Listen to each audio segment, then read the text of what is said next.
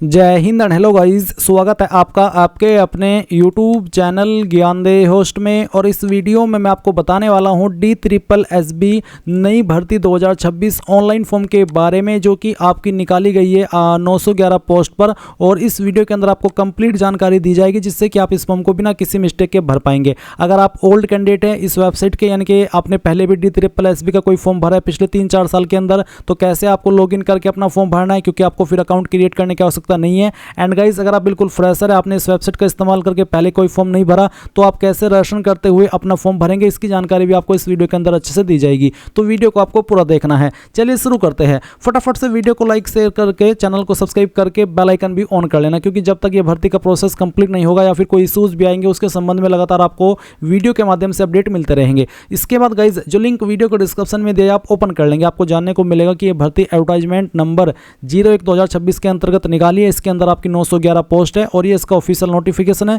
इसके अकॉर्डिंग आप अपना फॉर्म 24 फरवरी से लेकर के 25 मार्च 2026 तक भर सकते हैं। इसमें आपकी लीगल असिस्टेंट ये आपकी अलग अलग डिपार्टमेंट के अंदर पोस्ट है, वो आप देख सकते हैं यहाँ पर। फिर आपके असिस्टेंट इंजीनियर सिविल अलग अलग डिपार्टमेंट में। फिर आपका जेई सिविल है। फिर ग्रेड 2 में आपका असिस्टेंट सेक्शन ऑफिसर है।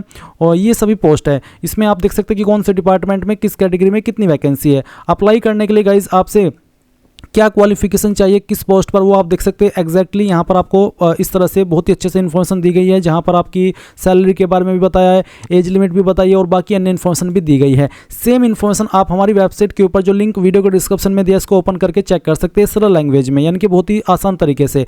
एंड इसमें फीस की अगर बात करें तो जनरल OBC WS के लिए 100 है, और SC ST PH and all category female इनके लिए भी कोई फीस नहीं है। और यहाँ पर आप इस तरह से देख सकते हैं, मैंने जैसे कि कहा कि सरल लैंग्वेज में आपको क्वालिफिकेशन की जानकारी दी है। एंड डिटेल्ड में आप एक बार नोटिफिकेशन चेक कर लेना अगर आपको जानना है। इसके बाद आप यहां पर नीचे की तरफ आएंगे और देखेंगे, अगर आपको फॉर्म भरते समय फोटो में कोई भी इशू आए, अपलोड करते हुए सिग्नेचर में कोई भी इशू आए, तो आप एक बार इस वीडियो को वॉच कर लेना। इसमें मैंने बहुत ही अच्छे से बताया, चाहे आप फॉर्म मोबाइल से भर रहे हो या कंप्यूटर से, ये वीडियो आपको काफ़ी हेल्प करेगी। अब आप इंपॉर्टेंट लिंक के सेक्शन में आएंगे और अप्लाई ऑनलाइन लिंक ओपन करेंगे।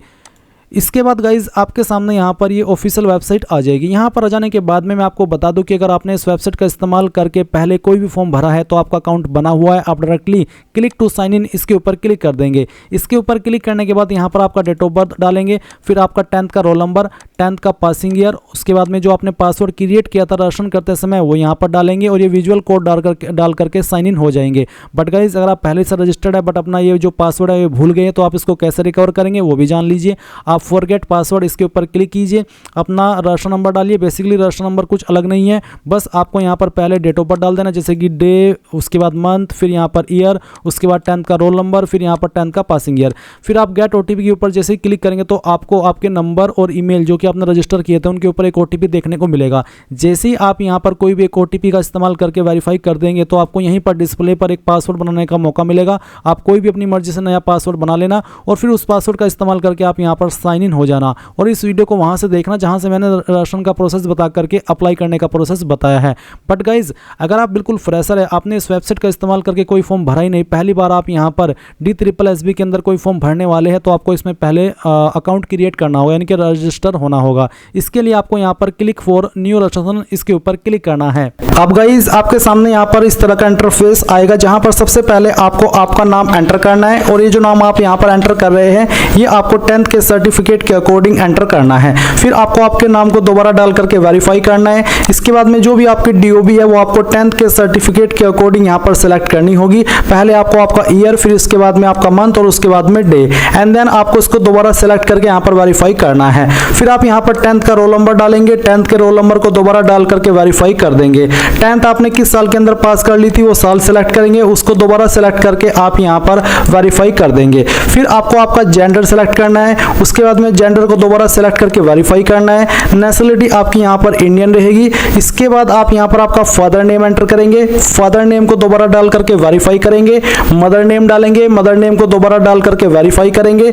स्पाउस नेम के अंदर अगर आपकी शादी हो चुकी है तो आप आपके पति या फिर पत्नी का नाम डालेंगे और उसको दोबारा डाल करके वेरीफाई कर देंगे। फिर आप यहाँ पर मोबाइल नंबर डालेंगे 10 डिजिट का, कोई 0 या फिर 91 लगाने की आपको जरूरत नहीं है, सिंपल 10 डिजिट का नंबर डालिए, उसको दोबारा डाल करके वेरीफाई कीजिए। अपनी ईमेल डालिए, ईमेल आईडी को दोबारा डाल करके वेरीफाई कीजिए और उसके बाद गेट ओटीपी पर क्लिक कीजिए। देन आपकी ईमेल और नंबर दोनों पर ओटीपी जाएंगे। आपको यहाँ पर पहले मोबाइल वाला फिर ईमेल वाला ओटीपी डाल करके वेरीफाई कर देना है। उसके बाद आइडेंटिटी प्रूफ डिटेल में कुछ और जानकारी आपको देनी है, जैसे कि यहाँ पर पूछा है do you want to give Aadhaar as an ID proof. अगर आप आधार आईडी प्रूफ के रूप में देना चाहते तो आप यस करके आपका आधार नंबर डालिए, उसको दोबारा डाल करके वेरीफाई कीजिए। जो नाम आपका आधार कार्ड के अंदर है वही नाम आप यहाँ पर लिखिए, उसको दोबारा डाल करके वेरीफाई कीजिए।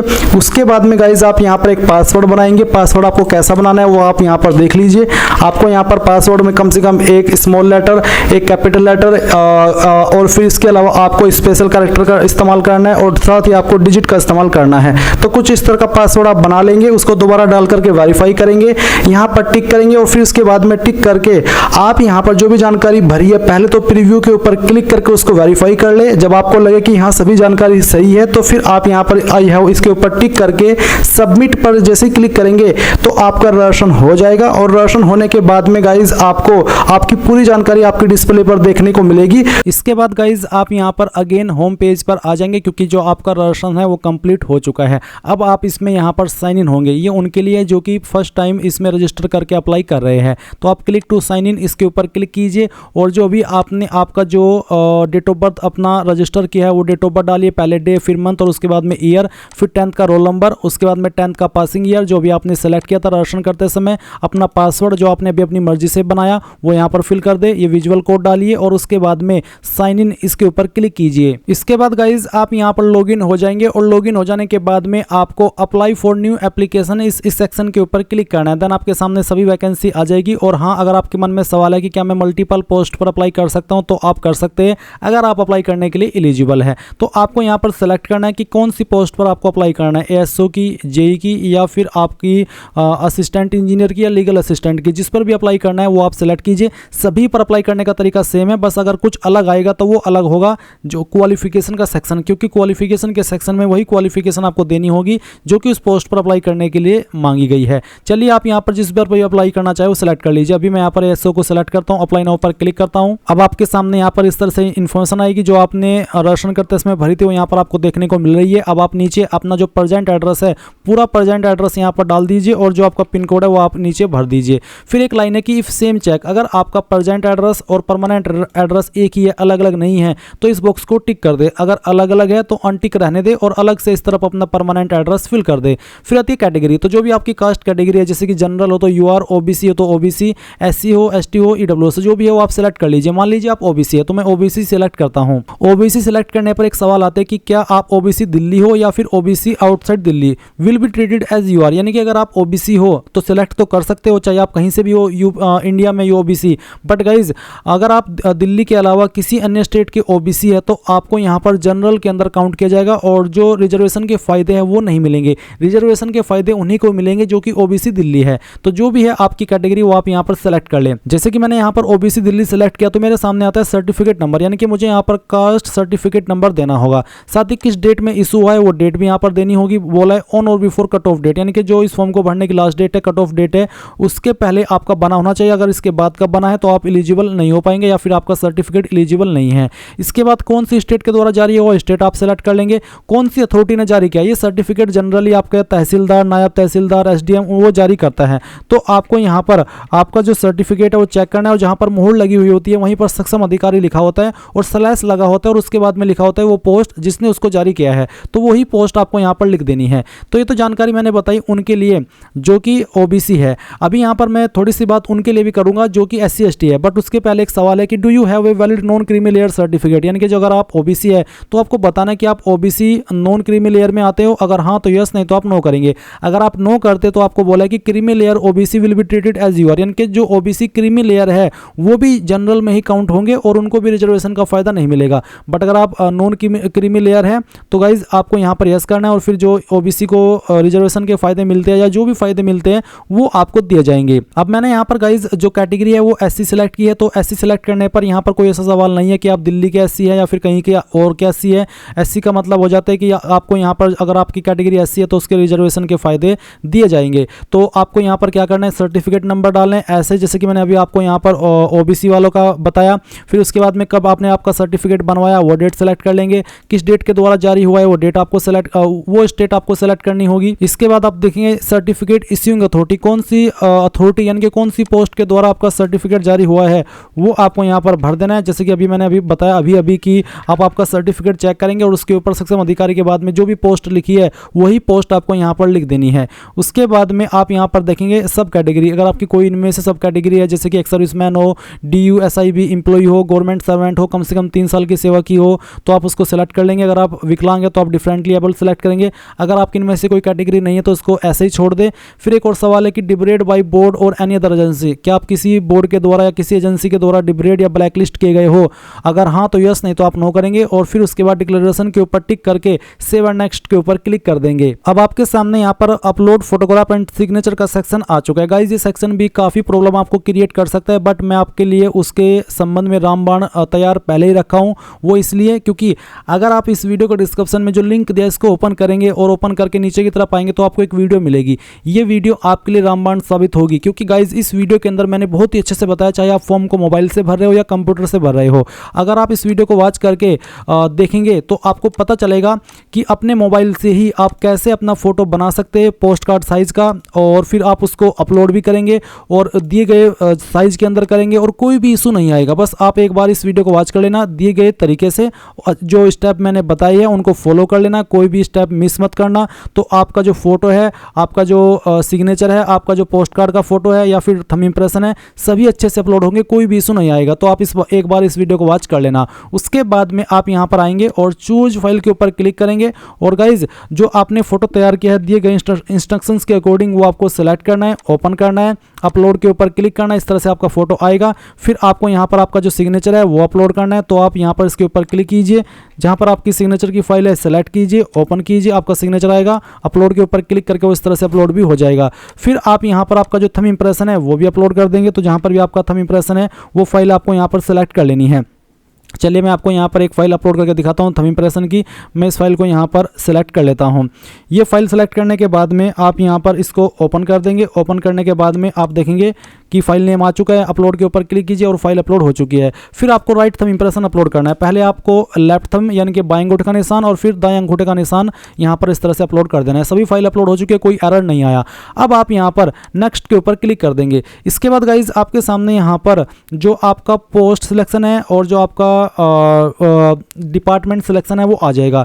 जिस भी पोस्ट पर आप अप्लाई कर रहे हैं उस पोस्ट पर अप्लाई करने के लिए क्या क्या क्वालिफिकेशन चाहिए वो भी आपको देखने को मिलेगी और वो पोस्ट किस किस डिपार्टमेंट के अंदर है वो भी आपको देखने को मिल जाएगा। जैसे कि मैंने एसओ सेलेक्ट कर रखा है तो एसओ की पोस्ट यहाँ पर दिल्ली पोल्यूशन कंट्रोल बोर्ड के अंदर भी है, service department GNCT of Delhi के अंदर भी है और तीसरा है Delhi urban shelter improvement board, इसके अंदर भी है। तो क्या आपको तीनों पर अप्लाई करना है? अगर आपको तीनों पर अप्लाई करना है तो आप यहाँ पर तीनों को टिक कर देंगे और आप ये भी देख सकते हैं कि इन पर अप्लाई करने के लिए क्या क्वालिफिकेशन चाहिए। जैसे कि जो आपका पहला है दिल्ली पोल्यूशन कंट्रोल बोर्ड, इस पर बैचलर कोर्स डिग्री यानी कि ग्रेजुएट की क्वालिफिकेशन मांगी है, साथ ही बेसिक नॉलेज ऑफ कंप्यूटर भी कहा है। और जो आपकी इस डिपार्टमेंट में वैकेंसी है सेकंड नंबर पर तो इसमें भी ग्रेजुएट की योग्यता मांगी है और तीसरा जो है बैचलर डिग्री मांगी है इस पर भी, और साथ ही बोला कि कंप्यूटर की नॉलेज भी आपको होनी चाहिए। तो आप यहाँ पर अगर आपको तीनों पर अप्लाई करना है तीनों को टिक कर देना इस तरह से जैसे कि मैंने टिक किया है और उसके बाद में सेव एंड नेक्स्ट के ऊपर क्लिक कर देना। और अगर आपको किसी एक पर ही अप्लाई करना है तो आप किसी एक को ही टिक करना। उसके बाद यहाँ पर पहले मैं दिल्ली पोल्यूशन कंट्रोल बोर्ड को प्रेफरेंस दे रहा हूँ या फिर इस पर अप्लाई कर रहा हूँ तो मैं इसको सेलेक्ट कर लेता हूँ।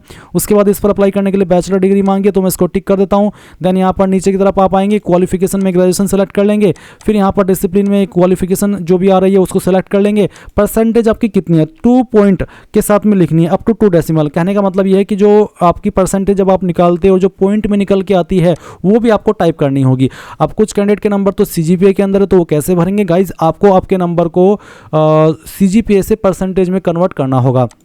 फिर आप आपकी स्टेट सेलेक्ट करेंगे जहां से आपने क्वालिफिकेशन की है और आपको फिर आपकी यूनिवर्सिटी सेलेक्ट कर लेनी है। अगर यहां पर है तो यहां से सेलेक्ट कर लें, नहीं तो आप अदर का ऑप्शन सेलेक्ट करके खुद से अपनी यूनिवर्सिटी का नाम दे सकते हैं। बट अगर यहीं पर आपकी यूनिवर्सिटी है तो आप यहीं से सेलेक्ट कर लेना।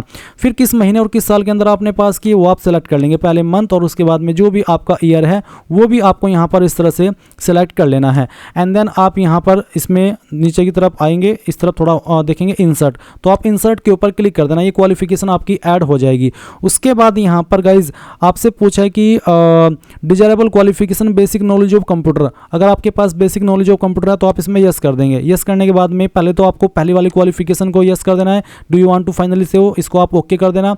उसके बाद में इन्फॉर्मेशन आपकी सेव होगी। और फिर सेकंड वाली है do you want to finally save, इसको भी आप यस कर देना। यस करने के बाद ये इन्फॉर्मेशन भी आपकी सेव हो जाएगी। उसके बाद आप यहाँ पर देखेंगे आपको क्या करना है, ये जो आपकी एक डिपार्टमेंट की क्वालिफिकेशन है वो तो आपने सेव कर दी है। अब आपको सेकंड क्वालिफिकेशन की भी इस तरह से ही, सेकंड डिपार्टमेंट की भी क्वालिफिकेशन इस तरह से देनी है। जैसे कि मैंने ये वाला डिपार्टमेंट सेलेक्ट किया, मेरे सामने आया कि अप्लाई करने के लिए इसमें ग्रेजुएशन की योग्यता मांगी और साथ ही कंप्यूटर प्रोफिशिएंसी, मैं इसको टिक करता हूँ। उसके बाद में फिर इस तरह से क्वालिफिकेशन आ जाएगी। ग्रेजुएशन सेलेक्ट कर लेता हूँ। डिसिप्लिन में ये क्वालिफिकेशन जो परसेंटेज आई थी वो परसेंटेज आपको यहाँ पर मेंशन कर देनी है पॉइंट के साथ में। उसके बाद में आप यहाँ पर देखेंगे आपकी स्टेट पूछिए जहाँ से आपने इस क्वालिफिकेशन को किया है, आपकी यूनिवर्सिटी यहाँ पर आपको बतानी है। फिर गाइज आपको यहाँ पर जो आपका महीना है और साल है वो बताना होगा कि किस महीने और किस साल के अंदर आपने इसको पास कर लिया था। फिर आप इंसर्ट के ऊपर क्लिक करेंगे और ये जो क्वालिफिकेशन है वो यहाँ पर आ जाएगी। जैसे ये क्वालिफिकेशन आ जाए तो आप यहाँ पर नीचे कंप्यूटर प्रोफिशिएंसी इसके ऊपर टिक कर देंगे। फिर आप do you want to finally save इसके ऊपर क्लिक कर देंगे और ये जो क्वालिफिकेशन है वो भी आपकी ऐड हो जाएगी। गाइज यहाँ पर जब मैं ये फॉर्म भर रहा था तो मेरे सामने एरर आ गया और मैं लॉग आउट हो गया। तो ऐसे में यहाँ पर अगर आपके सामने भी कुछ ऐसा एरर आ जाता है तो मैं आपको पहले ही बता दे रहा हूँ कि आपको करना क्या है। आप अगेन लॉगिन करेंगे। लॉगिन करने के बाद में आपको यहाँ पर इसमें क्या करना है, आप देखेंगे सबमिट फाइनल एप्लीकेशन, आप इस वाले सेक्शन पर क्लिक करेंगे। फिर आपको सेलेक्ट पोस्ट अप्लाइड, आप इसको सेलेक्ट करेंगे क्योंकि फिर आप शुरू से अप्लाई नहीं कर सकते, बीच से फॉर्म को ही स्टार्ट करना होगा। तो आप सिलेक्ट पोस्ट अप्लाइड ये वाली पोस्ट सेलेक्ट कर लेंगे जो कि आप भर रहे थे जहां पर आपको एरर आया था। फिर आप सबमिट कर देंगे। गाइज यहाँ पर मैं आपको बता दूं कि जब मैं ये फॉर्म भर रहा था तो मेरे सामने एरर आ गया और मैं लॉग आउट हो गया। तो अगर आपके सामने भी कुछ ऐसा प्रॉब्लम आ जाता है तो आपको अगेन लॉगिन करना होगा। और लॉगिन करने के बाद में जिस भी स्टेप पर आपको इशू आया है, मान लीजिए आपको इशू आया है फोटोग्राफ के सेक्शन में, तो आप अपलोड फोटोग्राफ के ऊपर क्लिक करेंगे। और अगर आपको इशू आया है क्वालिफिकेशन के सेक्शन में तो आप क्वालिफिकेशन एक्सपीरियंस इस सेक्शन के ऊपर क्लिक करेंगे और जिस पोस्ट को भी आप अप्लाई कर रहे हैं तो पोस्ट सेलेक्ट कर लेंगे और सबमिट कर देंगे। सबमिट करने के बाद आप यहां पर उसी इंटरफेस पर आएंगे जहां से आप बैक हुए थे या फिर आपको लॉग आउट किया गया था। अब मैं यहां पर अपडेट एंड नेक्स्ट इसके ऊपर क्लिक करता हूं।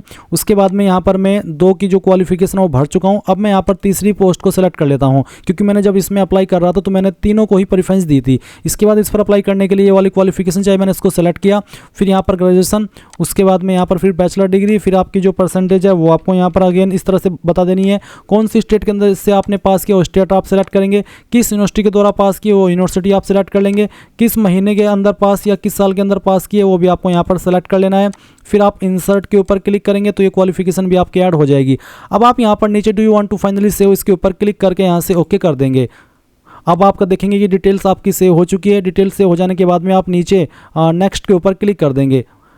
नेक्स्ट के ऊपर क्लिक करने के बाद में यहाँ पर मेरे सामने फॉर्म का प्रीव्यू आ चुका है। जो भी जानकारी मैंने भरी वो यहाँ पर मेरे सामने है और आप देख लीजिए कि मैंने इन तीनों डिपार्टमेंट को प्रेफरेंस दिए जो यहाँ पर मेंशन किए गए हैं और सभी की क्वालिफिकेशन भी भरी है। अगर आपको किसी सेक्शन को एडिट करना है तो आप उसी सेक्शन के ऊपर क्लिक करके देख सकते हैं। Edit personal detail, edit photo signature, left thumb impression and right thumb impression, edit qualification and experience. तो जिसको भी एडिट करना है वो कर लीजिए अगर आपको करना है, क्योंकि बाद में एडिट का मौका नहीं मिलेगा।